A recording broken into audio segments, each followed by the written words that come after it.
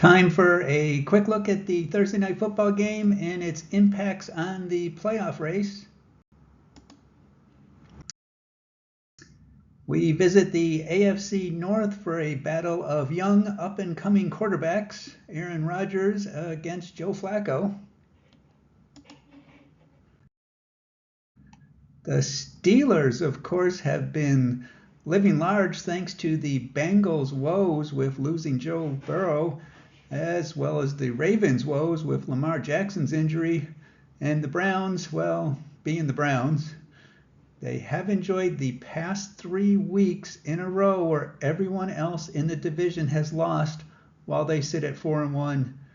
Currently, they are above 8-10 to make the playoffs and about a 3/4 shot to win the division. On the other hand, obviously the Bengals are going in reverse. They did show that maybe they could be competitive with Joe Flacco under center. So maybe this game is entertaining, and it's basically a must-win for them to get back into the playoff race. Right now at 2-4, they are about 3-10 chance to dance.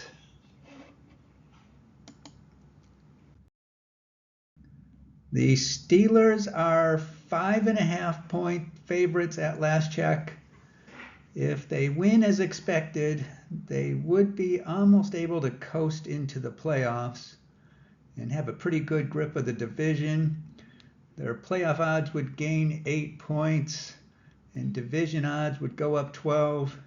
The Bengals obviously would suffer. 2-5 is a big hole.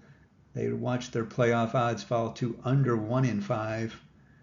There wouldn't be much impacts among the rest of the AFC. The middle of the pack teams wouldn't complain, as having the Bengals basically leave the wild card race is a minor net win.